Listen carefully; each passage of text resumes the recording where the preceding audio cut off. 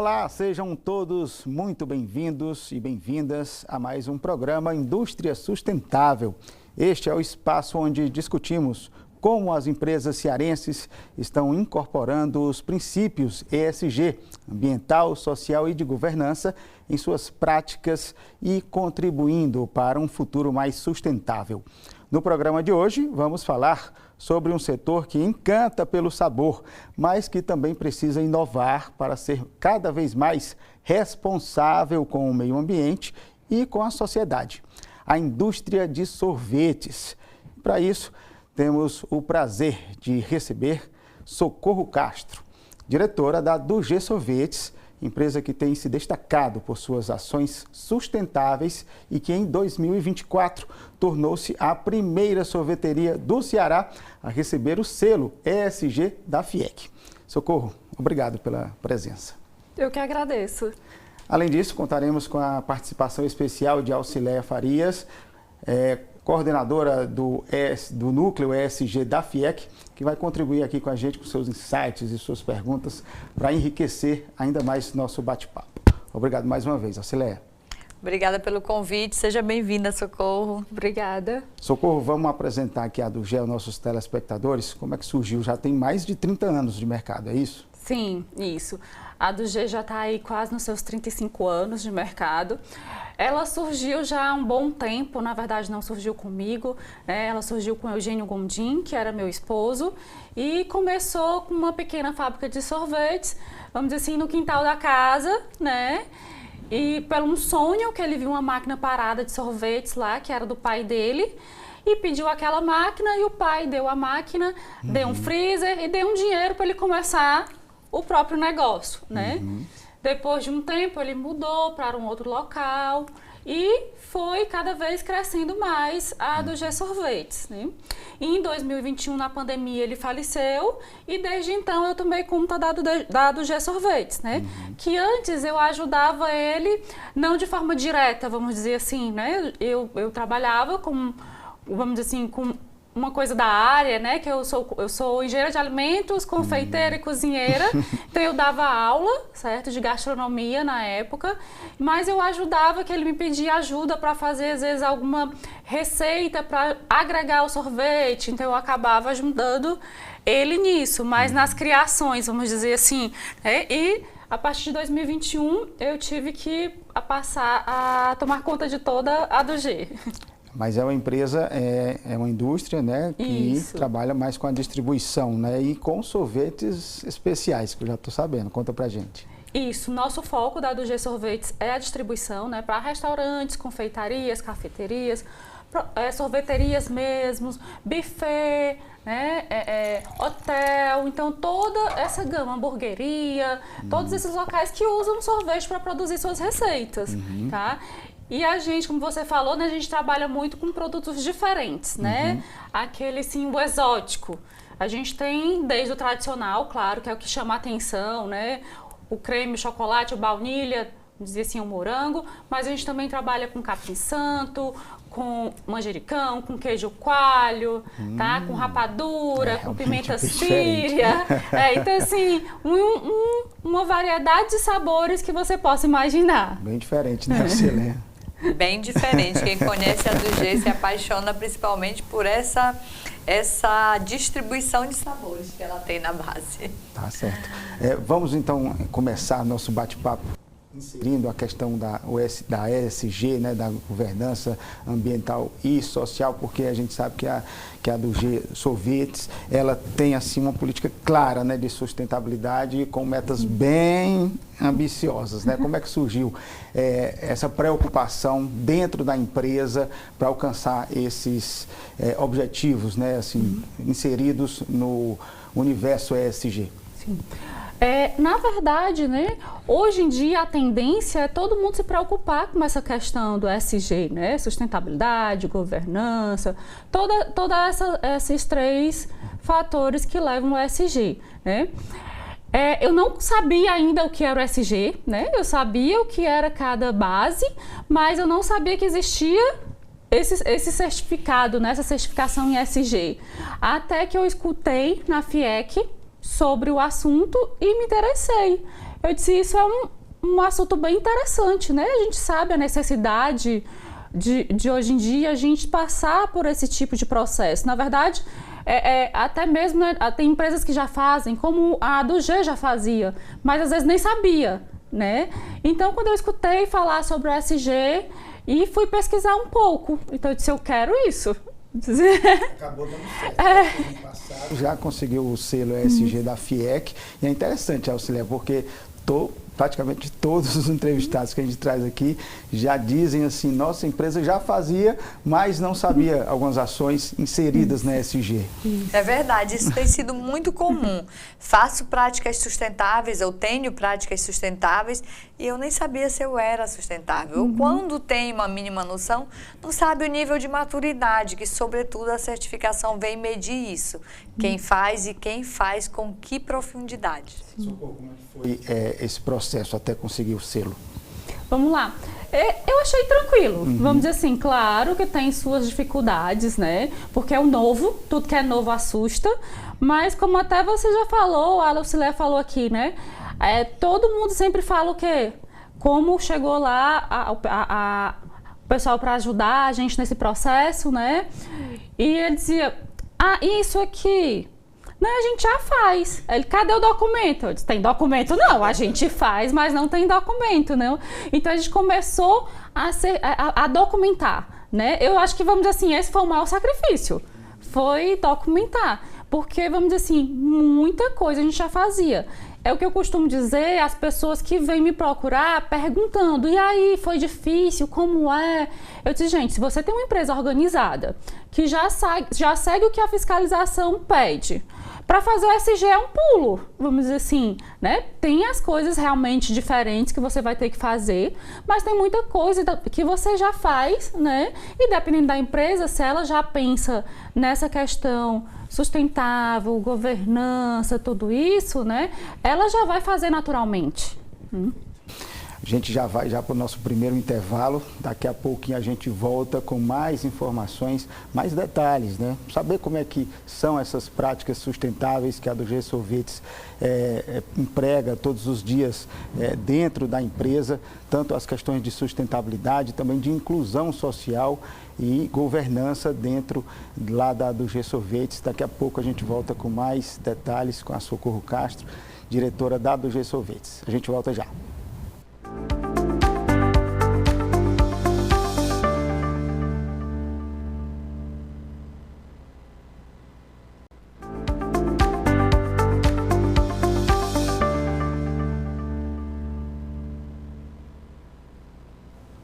Voltamos com Indústria Sustentável, hoje mostrando a história do G Sorvetes, recebendo aqui conosco no nosso estúdio a Socorro Castro, diretora da do G Sorvetes, para falar para a gente sobre todas as práticas, né, ambientais que a empresa tem adotado justamente, que conseguiu atingir esse selo ESG lá da FIEC.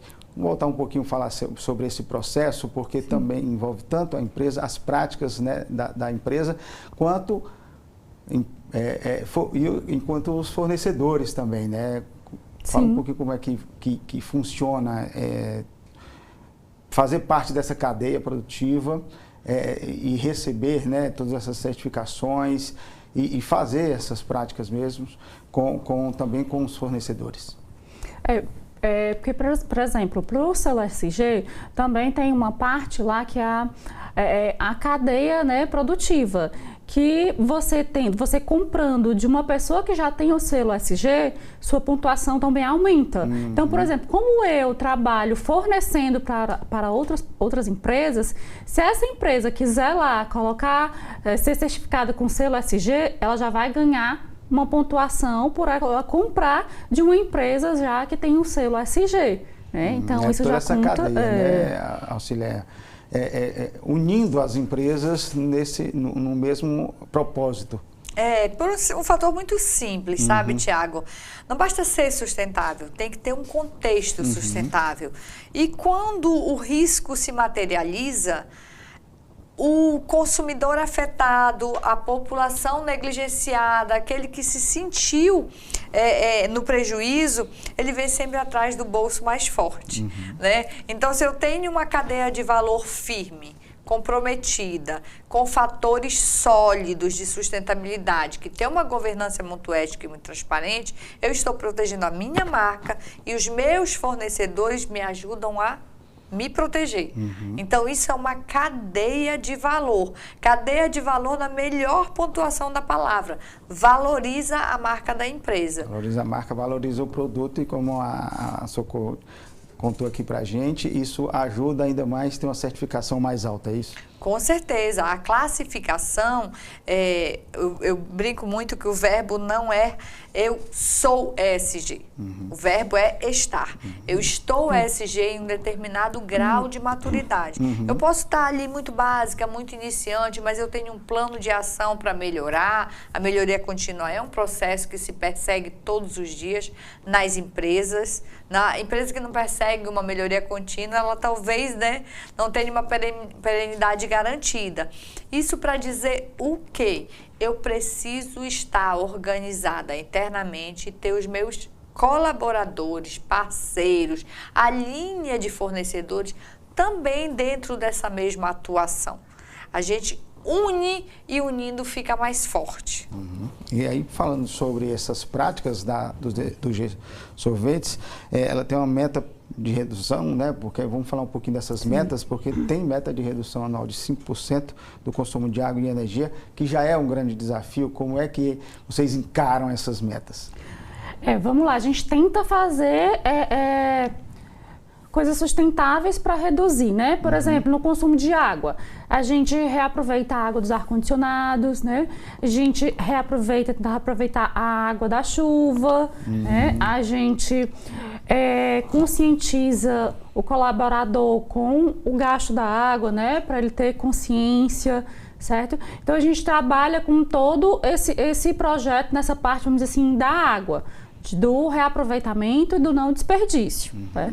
Questão da energia, né? A do G ainda não tem a questão da energia solar, mas a gente faz outras formas para poder amenizar, né, esse impacto, como não deixar a luz acesa sem ninguém na sala, o ar-condicionado ligado, né? A gente faz, né, manutenções periódicas justamente na parte elétrica para não estar gastando energia à toa, vamos dizer assim, né? Até a última vez que a gente chamou o pessoal do Sebrae para fazer uma análise, né, para ver se tinha alguma coisa para melhorar, para poder diminuir realmente a energia e tudo, foram várias vezes na empresa e olharam no final e disseram assim, a gente não tem nada que fazer aqui. Graças a Deus, né? Então, assim, é mais ou menos isso. A gente, pequenas coisas, pequenas ações que a gente juntando, a gente sabe que no final a gente consegue. Mas a meta da do G, né, é colocar energia solar em breve. E aí tem também algumas atividades com relação à redução dos resíduos também? A do G ela gera pouco resíduo, certo? E a maior parte do resíduo é um resíduo reciclado, que é o papelão. E esse papelão a gente doa para os catadores, né? Para reciclagem, para eles poderem estar reciclando, né? E estar ajudando o meio ambiente. Nossas embalagens, elas não são sustentáveis ainda, mas eu costumo dizer que são, né? Vamos dizer assim, porque nossas embalagens, elas têm um material muito bom. E a gente que conhece, que sabe qual a gente vai nos restaurantes, nos locais que trabalham, eles estão todos lá na cozinha, sendo reaproveitadas. É outro erro, né? Não é o reduzir, mas reaproveitadas. Reaproveitar e também um reciclar, né? Sendo reaproveitadas. E tem briga nas embalagens, certo? Por exemplo, aí até quando a gente estava fazendo o processo, né, da certificação, mas vamos fazer um trabalho para recolher. Eu disse, eu recolher, meu filho, o pessoal deixa de comprar. Vai ter briga aqui por conta dessas embalagens, né? Então, e eu disse, a gente manda foto, ó, tá aqui, ó, todas sendo reaproveitadas. Lá na fábrica mesmo, às vezes acontece de vir quebrada, de quebrar por algum motivo. Então a gente usa para fazer plantação, né? A gente faz ou flores, ou então a gente na própria fábrica a gente planta nosso capim-santo para o sorvete capim-santo e planta o manjericão também. Então a gente usa essas embalagens para fazer também esse plantio né? Então elas têm um reaproveitamento, elas não são descartadas logo após, vamos dizer assim, a pessoa consumir aquele produto que está lá dentro, aquele sorvete que está lá dentro. A gente vê, Auxiliar, que muitas vezes só é preciso ações simples, né? Como essa aqui, de apagar a luz, né? Desligar a energia quando não tem ninguém na sala, reaproveitar essas embalagens. Muitas vezes não precisa de tanto investimento, mas investimento de ação, é isso? Investimento de ação e passando pela educação, Exatamente. né? Quando ela começa a educar o funcionário a apagar a luz, desligar o ar-condicionado naquele período do almoço, parece simples, mas no final do ano e toda empresa olha para um exercício anual, a diferença que se soma pode sobrar para uma festa dos colaboradores mais recheada, um prêmio por desempenho, ali uma remuneração variável. A empresa começa a devolver para o funcionário em outros benefícios o que ele economizou. Isso acontece demais, Tiago, acontece demais. Não posso reformar a minha fábrica, não posso fazer uma transição energética tão cara, não posso mudar meus equipamentos e maquinários. Isso vai me custar muito e não é o meu momento. Então, eu começo a trazer essa educação para a redução do consumo. Conversa boa passa rápido, né? O tempo, a gente já vai ter que fazer o nosso segundo intervalo, e para o terceiro bloco do nosso programa Indústria Sustentável, a gente volta já.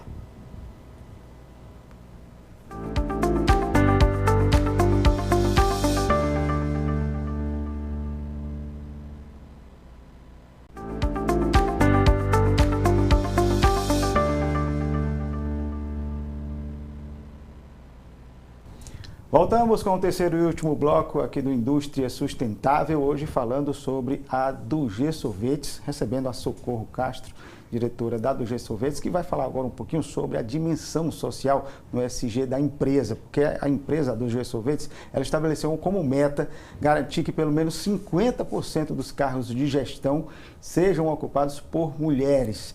Nós acabamos de passar o mês de março, o mês internacional da mulher, e é importantíssimo que a gente diga isso, que a gente enfatize isso, de mais mulheres, as empresas, órgãos públicos, tenham mais mulheres nos cargos de gestão. E isso que a Dugê Sorvetes está fazendo, né? Isso mesmo.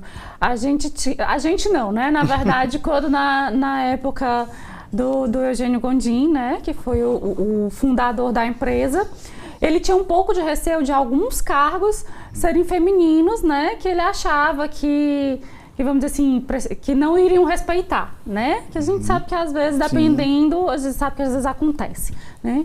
Mas aí, antes de eu assumir, a gente já tinha um cargo de liderança feminino, que ele se convenceu a colocar, vamos dizer assim, vamos dar uma chance, né? Vamos dizer assim, vamos dar uma chance.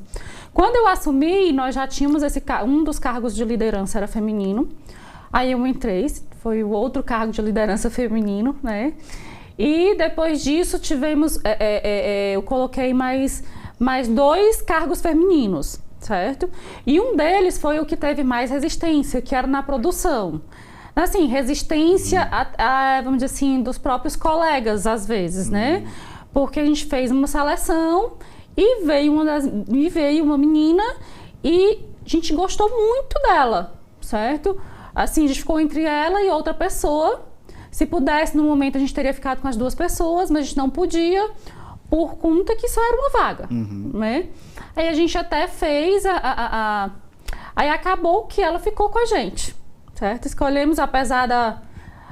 mas mulher na produção, né? Aquele... Sempre tem... Mas a gente...